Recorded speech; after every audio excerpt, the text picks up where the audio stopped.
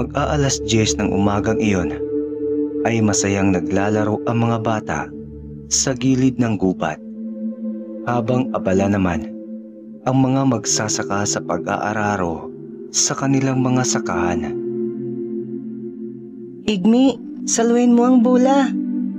Sambit ng kalaro ni Igmi. Dali-dali namang tinalo ng batang si Igmi ang bula, ngunit masyadong mataas ang pagkakahagis ng kalaro, kaya napunta ang bola sa pasukan ng gubat. Mabilis namang tinakbo ni Igmi ang bulang pumasok na sa looban ng gubat.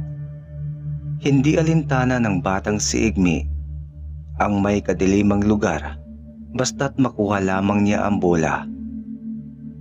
Tahimik na naglalaro si Igmi habang pangiti-ngiting hinahanap ang bola nila. Ilang minuto ang lumipas ay hindi pa rin nakikita o nahahanap ang bola. Bumuntong hininga ang batang si Igmi at pinagpatuloy ang paghahanap. Hindi na napansin ng bata na papasok na siya sa liblib ng gubat. Nakayuko lamang siyang naglalakad at malilikot ang mga matang hinahanap ang bola, hanggang sa mabunggo si Igmi ng isang bagay. Pagtingin niya rito ay ang bulang kanyang hinahanap. Sumilay ang ngiti sa labi ng batang si Igmi nang iabot ito sa kanya. Salamat, masayang sabi ni Igmi sa nag-abot sa kanya. Ngumiti lamang ito kay Igmi at kumaway. Nais pa sanang tanungin ng batang si Igmi ang pangalan nito, ngunit narinig na niya ang pagtawag sa kanyang kalaro. Sumagot naman si Igmi na nakita na niya ang bola at babalik na. Sa paglingon ni Igmi ay wala na ang taong nag-abot sa kanya ng bola. Masaya na lamang na bumalik si Igmi at pinagpatuloy ang paglalaro hanggang sa magtanghali na at tinatawag na sila ng kani-kanilang mga magulang. Ngunit si Igmi ay napalingon sa pinanggalingang gubat at nakita niya ang batang babaeng kumakaway sa kanya bago pumasok sa looban ng gubat at naglaho. Isang kamay ang pumisil sa braso ni Igmi at nagpahinto sa malalim niyang pag-iisip. Nasa hapag sila ng oras na yon, kaharap ang asawa at mga anak. Kumain kayo ng marami mga anak. Ikaw rin, Elsa. Mahinang sambit ni Igmi at tumayo para magtungo sa labas. Malalampasan din natin ito, Igmi. Pagpapalakas loob ng sambit ng asawa na si Elsa. Ngayon lang ito, Elsa.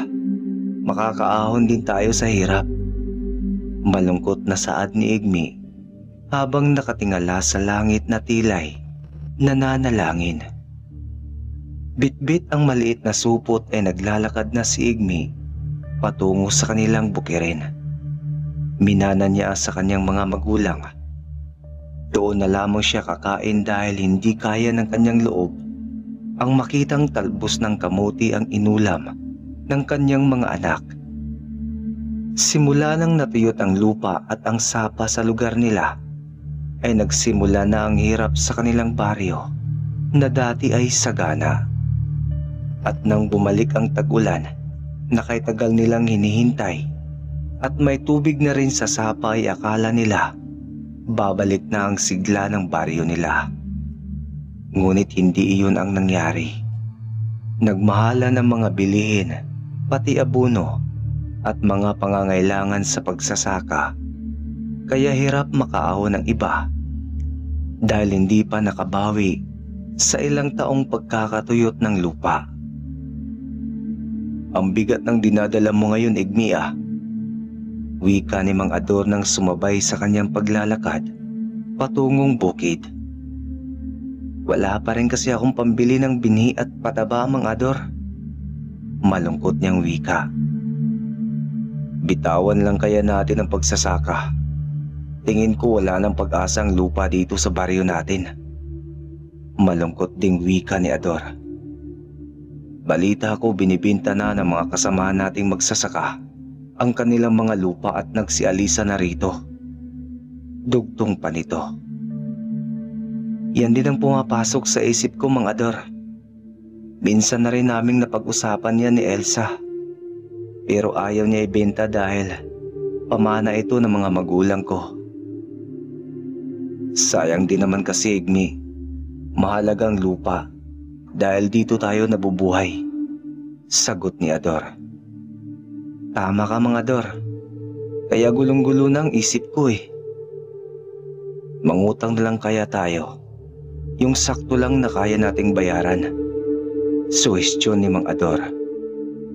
Agad sumang-ayon naman dito si Igmi at agad silang nagtungo sa kilalang nagpapautang ng pera.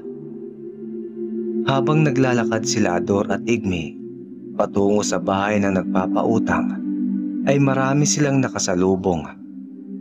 At ang iba rito ay magsasaka rin na katulad nila.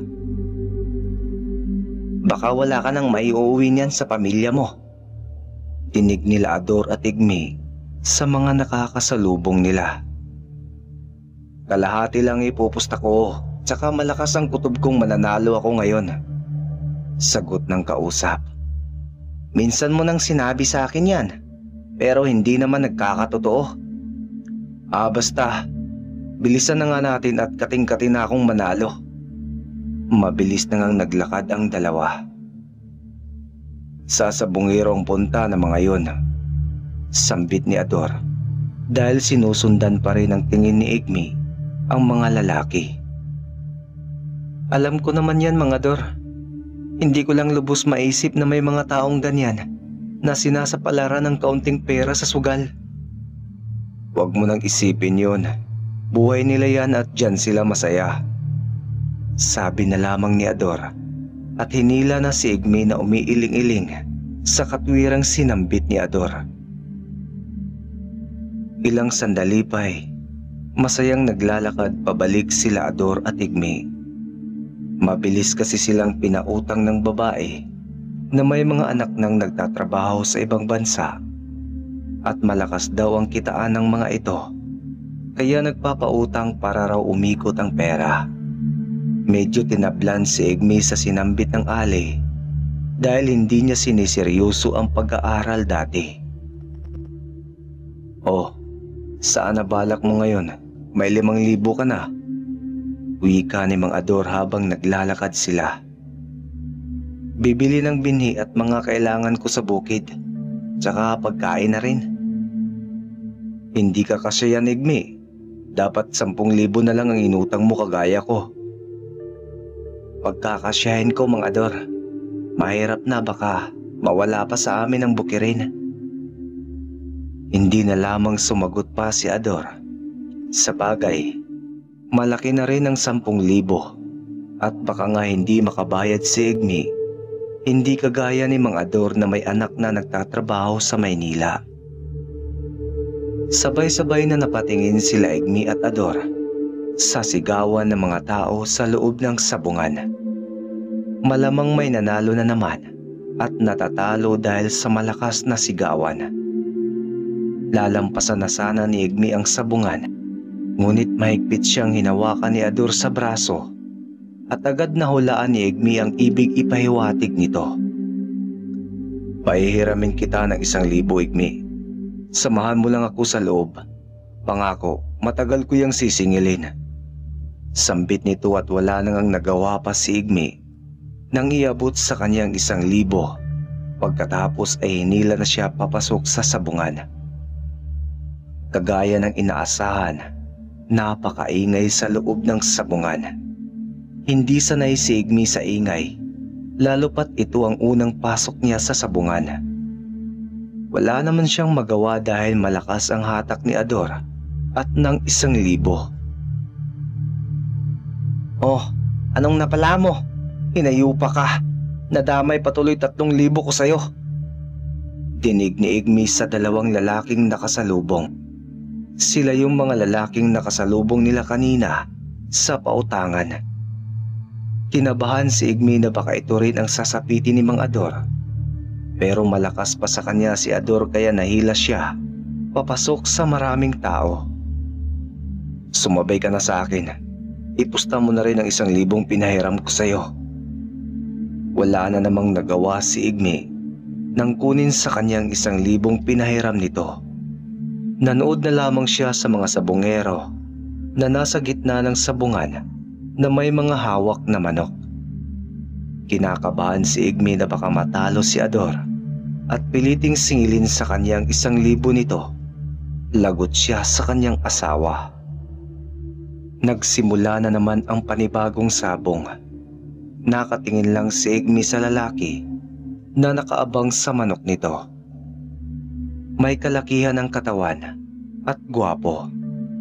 Hindi mawala-wala sa kanyang paningin ang lalaki na para bang matagal na niyang kakilala. Hanggang sa maghiyawa ng mga tao dahil natapos na pala ang laban. Muntik pa siyang sakali ni Ador na inakala niyang natalo na, ngunit malakas ang sigaw nitong nanalo raw. O ayan ang 1,000 mo at ang panalo mo. Abot ni Ador sa kanya ng 2,000. Ibabalik ko na lang tong pera mo, Mang Ador. Ngunit hindi iyon tinanggap ni Ador dahil kailangan niya pa iyon. Tsaka 5,000 naman ang naipanalo nito kaya matagal-tagal pa siyang sisingilin. Pagkatapos ng pangyayaring iyon ay agad na silang nagtungo sa palengke para makapamili. Ngunit kinagabihan ay may mga lalaking nanloob sa kanilang bahay at dinampot si Igme. Nalaman na lang ni Igme na marami silang dinukot, kasama na roon si Ador. Sa pilitan silang pinasok sa bodega at pinagugulpi kasabay ng pagtatanong kung may nakakakilala ba raw sa taong nanalo kahapon na may manok na bulik. Walang maisagot si Igme nang siya nang kinastigo ng mga kalalakihan, sapagkat wala naman siyang alam sa sabong at mga manok. Nahila lamang siya ng isang kaibigan. Lahat ng mga dinukot ng gabing iyon ay walang nakakaalam sa lalaking pinaghahanap ng mga ito.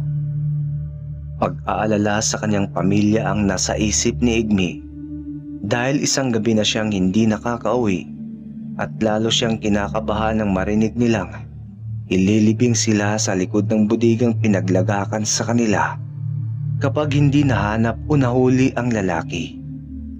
Hanggang sa sumapit ang umaga ay hindi pa rin daw nahuli ang lalaki. Dinig na rin ni Igme ang iyakan ng mga kasamang dinukot. Nagmamakaawang wag silang papaslangin dahil may mga pamilya at mga anak pa sila. Ganoon din naman ang nararamdaman ni Igme. Ngunit masyadong mahigpit ang pagkakatali sa kanya at may piring pa ang mga mata. Tsaka hindi siya sanay sa ganitong sitwasyon. Niwala nga siyang nakaaway sa lugar nila dahil ayaw niyang makapanakit ng kapwa. Huwag kang maingay, Igme. May dumating na nagliligtas sa atin. Bulong ni Ador sa kanya at kinalas ang pagkakatali sa kanya. Nang matanggal na niyang piring, doon lang niya nakita ang lalaking tumulong sa kanila. Siya ang pinustahan ni Ador ng araw na yon. Siya palang pinaghahanap ng dumukot sa kanila. Tahimik lang sila sa pagsunod sa lalaki hanggang sa makaalis sila sa budigang iyon na walang nakakaalam. Malaki ang pasasalamat nila sa lalaking nagligtas sa kanila. Kaya bilang pasasalamat dito ay tumistigo sila sa taong dumukot sa kanila at naipakulong. Napag-alaman din nilang bagong lipat ang lalaki sa baryo nila at balak ng doon manirahan. At nagbabalak magpatayo ng farm ng mga manok na panabong. Boss Enteng, pwede po ba kaming mamasukan sa inyo? Saad ni Igme habang nasa likuran si Ador. Oo naman, Igme. Ador,